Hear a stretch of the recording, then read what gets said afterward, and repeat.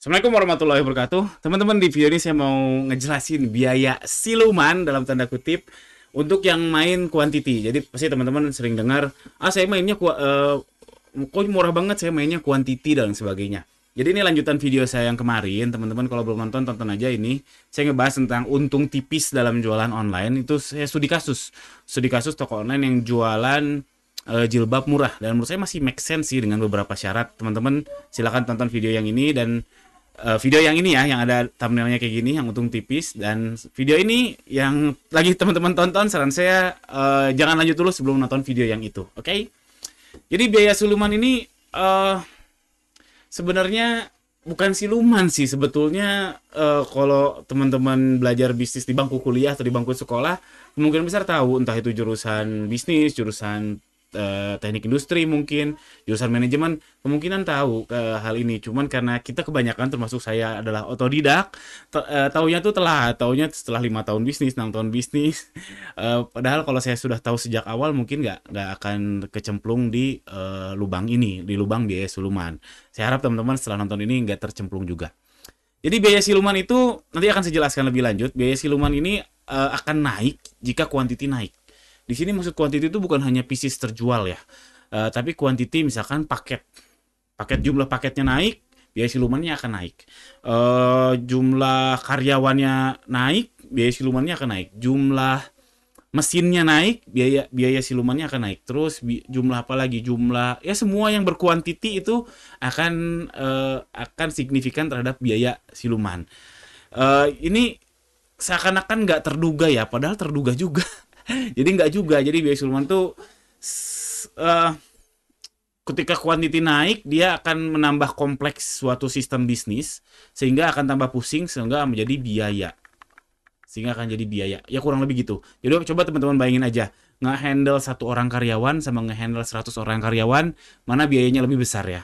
Ya tentu 100 orang ya, dari gaji juga lebih besar. Tapi biaya silumannya, kita fokus ke biaya silumannya. Biaya silumannya yang 100 orang tentu lebih besar. Entah pencuriannya kan lebih besar ya peluangnya, entah nggak masuknya, entah biaya apa, pernikahan, biaya melahirkan. Yang 100 orang kan peluangnya lebih besar daripada yang 1 orang. Nah itu kurang lebih namanya biaya siluman, yang seakan-akan biaya tak terduga, padahal biaya terduga, biaya yang bisa diukur, sebetulnya.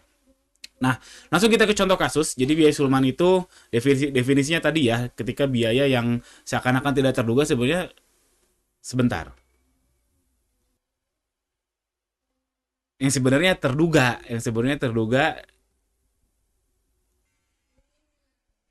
Duh, maaf nih kameranya mati hidup, lanjut ya. Jadi sebenarnya terduga, cuman karena kita nggak bisa melihat itu, mungkin pengalaman aja gue kurang. Itu biaya itu akan bertambah seiring dengan jumlah kuantiti yang kita kelola, maupun orang, paket, transaksi, mesin, mobil, motor, apalagi bahkan uang juga. Kalau uang makin banyak juga biaya silumannya mungkin makin besar. Kayak contohnya dari pajak, dari lain sebagainya, sebenarnya terukur. Nah sekarang kita langsung saya kasih contoh biaya siluman yang kita hadapi sehari-hari di jualan online, yaitu error. Error dalam hal ini saya ngasih 2 contoh, yaitu salah kirim dan salah produksi. Ini yang sehari-hari kita kita jumpai ya. Sekarang coba teman-teman bayangkan, salah ketik. Kalau teman-teman disuruh nih ada satu paragraf, teman-teman ketik pelan-pelan, salah ketiknya berapa banyak? Kalau cuma satu paragraf, saya yakin mungkin nol ya, karena kita sehari-hari depan komputer ya nggak. Tapi kalau saya suruh nih ada 1.000 paragraf, salah ketiknya berapa? Pasti jadi banyak, ya nggak? Jadi lebih banyak. Nah itu salah salah satu contohnya, ketika kuantitinya sedikit, kita bisa lebih fokus, bisa lebih lebih apa ya, kualitinya bisa lebih terjaga.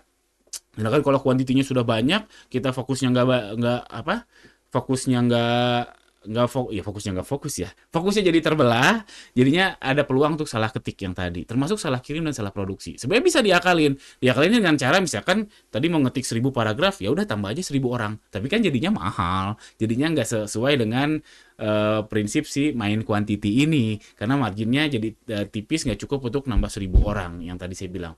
Nah salah kirim ini sama, salah produksi juga sama.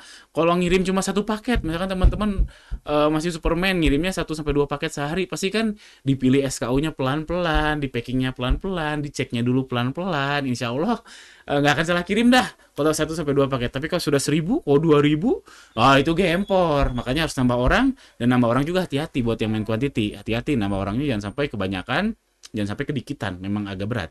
Termasuk salah produksi, apalagi salah produksi ini bisa fatal sekali. Kalau misalkan yang di video yang ini kan saya mencontohkannya, hitungan saya beliau ini terjual 27.000 pieces per bulan.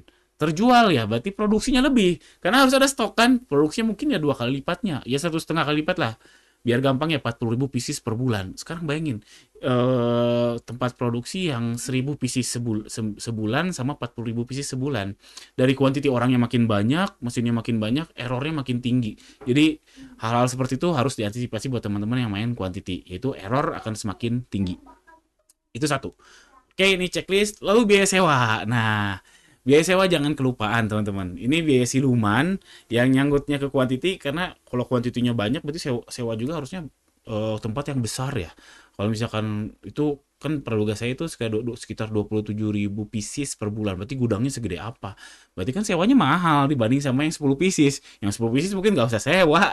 Yang 10 pieces pakai rumah sendiri atau pakai kosan yang murah, 500.000 sebulan juga cukup. Tapi kalau gudangnya sudah besar, berarti kan sewanya mahal. Nah, ini hati-hati jangan kelupaan, karena sewa kan biasanya, praduga saya kalau udah segede itu mungkin 5 tahun sekali ya, 5 tahun sekali sewanya, atau minimal 3 tahun dah, 3 tahun sewa ruko atau gudang, 3 tahun sekali. Oke, di awal sewa 3 tahun. Jangan lupa, jangan ditunggu, jangan ditunggu 3 tahun kemudian baru mikir uangnya, enggak. Setelah itu langsung mikir per bulan tuh harus keluar uang sewa berapa. Jadi nabung per bulan sehingga tidak surprise. Nanti di akhir tahun ketiga atau di akhir tahun kelima, waduh, ya juga harus bayar kontrakan ya. Padahal kan sebenarnya udah terukur dari awal. Nah, makanya ditabung uangnya untuk nabung sewa. Hati-hati jangan kelupaan. Dan ini seakan-akan biaya siluman. Dan ini kejadian di saya. Ini kejadian di saya tidak memikirkan uang sewa, dan tahu-tahu di akhir tahun kedua, aduh, oh iya, uang sewa, uangnya di mana ini? Wah, muter otak, muter otak, muter otak. Alhamdulillah sewa juga, dan mulai sejak saat itu saya berusaha nabung tiap bulan untuk sewa. Jadi nanti di akhir tahun kedua, insya Allah nggak pusing lagi. Dan yang paling benar sebetulnya kalau ada sewa ruko bulanan ya, itu lebih enak, seharusnya lebih murah dan lebih ringan dan lebih terstruktur seharusnya. Hati-hati ya soal biaya sewa.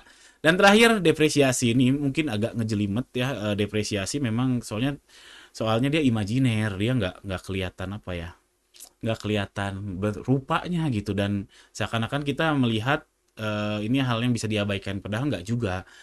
Depresiasi itu apa contohnya biar gampang, kayak mm, mesin jahit ya, atau jangan mesin jahit deh, mobil deh, misalkan mobil itu kan ada masa layannya ya. Teman-teman bisa ada masih lihat mobil umur 100 tahun kan nggak ada yang jalan di depan. Oh, Vespa deh, Vespa kan tahun 70 60 juga ada, masih ada di jalanan, tapi kan cuma sedikit, alias masa layannya sudah habis. Artinya si itu suatu mesin atau barang itu ada masa layan tertentu, dan penurunan nilainya itu disebut dengan depresiasi. Mudah-mudahan nggak bingung. Sekarang kita contoh ke kasus yang video kemarin saya sampaikan, yang soal jualan jilbab. Kalau misalkan beliau produksi sendiri ya, kan ada mesin jahit, ada mesin obras, ada mesin macam-macam dah. Kalau misalkan sebulan cuma 1.000 pieces jahitnya, insya Allah si mesinnya nggak cepat rusak dong. Sekarang kalau 40.000 pieces per bulan, mesinnya cepat rusak. Mesinnya dibagi jadi ada banyak banget, ada 40. Sebenarnya sama aja. Sekarang kalau dibagi kayak gitu makin cepat, bukan makin cepat ya. Jadinya biayanya tambah mahal, mesinnya harus beli lebih banyak, orangnya harus lebih banyak. Sekarang kalau dikurangin, orangnya jadi cuma 20 orang yang tadinya 40 orang misalkan, masalahnya akan lebih cepat turun. Dan lain sebagainya. Intinya, teman-teman jangan lupa bahwa mesinnya teman-teman harus diservis. Mesinnya teman-teman ada masa layannya, dan akan suatu saat entah 5 tahun, 10 tahun akan nggak bisa kepake lagi, atau mulai nggak nyaman dipakai lagi, atau produktivitasnya berkurang. Itu kalau mesin. Dan contoh paling mafhum mungkin komputer ya. Kalau komputer atau HP deh. Kalau komputer, HP, di tahun kelima setelah kita beli itu udah nggak nyaman, udah nggak keep up lagi gitu sama teknologi sekarang. Apalagi sekarang yang super cepat, ada AI dan lain sebagainya. Kameranya udah jelek, videonya udah jelek, RAM-nya udah jelek, udah nggak mampu buka aplikasi-aplikasi yang banyak. Dan seterusnya, itu kan depresiasi, itu udah harus dibuang. Dan itu harus dihitung biayanya. Biaya penurunan itu harus dihitung. Dan bijaknya sih dimasukin ke pricing, bijaknya gitu. Ya intinya gitu, jangan lupa ini error manusia, sewa sama depresiasi. Untuk depresiasi ada di video yang lain, cek di deskripsi di bawah. Saya menjelaskan lumayan lebih detail soal depresiasi. Sekian aja, jangan lupa subscribe. Assalamualaikum warahmatullahi wabarakatuh.